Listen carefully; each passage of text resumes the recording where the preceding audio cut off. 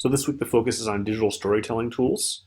And so what I have first is kind of this an example digital story. What I mean by digital story is something that's obviously created online with the intent of telling a story in a way that you wouldn't really be able to in a non-digital means, right?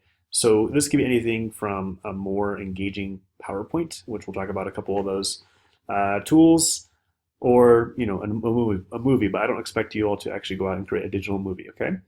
So a couple articles to read as kind of background first. If podcasting has actually gotten more popular in the past couple of years, thanks to, I think, just ubiquitous devices and streaming services, especially in cars and whatnot, right? But so there's some easy tools to do podcasting, like a Vocal is a good one.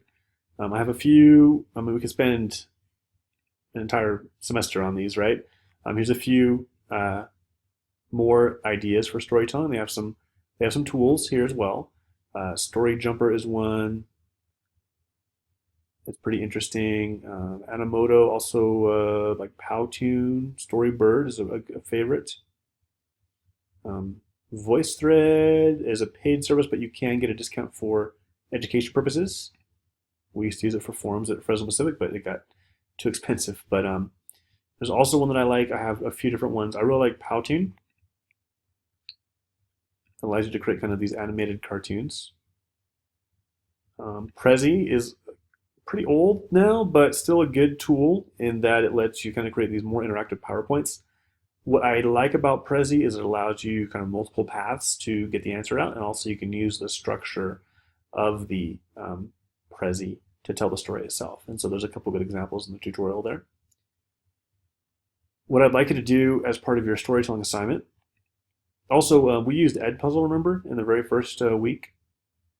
And if you want to use Edpuzzle to bring in any other video from YouTube, you can then just add a storytelling element on top by asking questions throughout, that kind of thing too.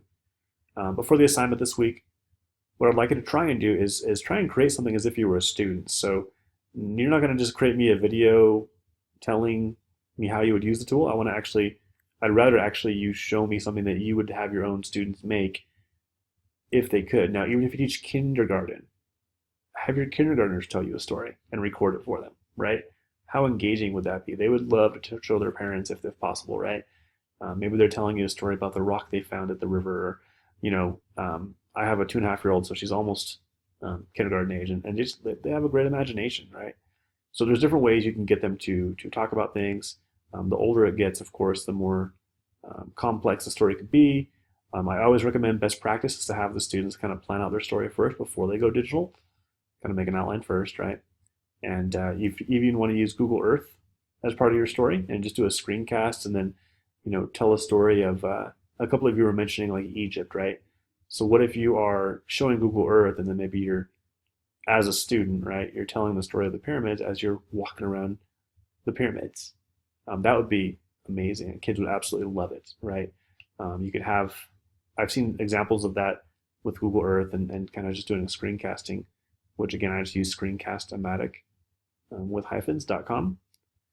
And just show them walking around Google Earth. Maybe they could be telling you as if they were back in the time of the Egyptians, or go to the Eiffel Tower or something in Paris, and you could say, well, I remember when it first came. And there's a whole bunch of ways to engage students, and it doesn't have to be complicated. So I have always found, even as a math teacher, I would always find ways to tell the story and have the kids tell stories about, I used to have them do something where they would talk about the importance of logarithms. Okay, now it sounds silly, but it actually is pretty powerful when they're kind of the inverse of exponents, right, for high school kids, and then they would actually kind of start to realize why that was interesting. So again, your job is to pretend like you're a student and then use one of these tools to tell a story.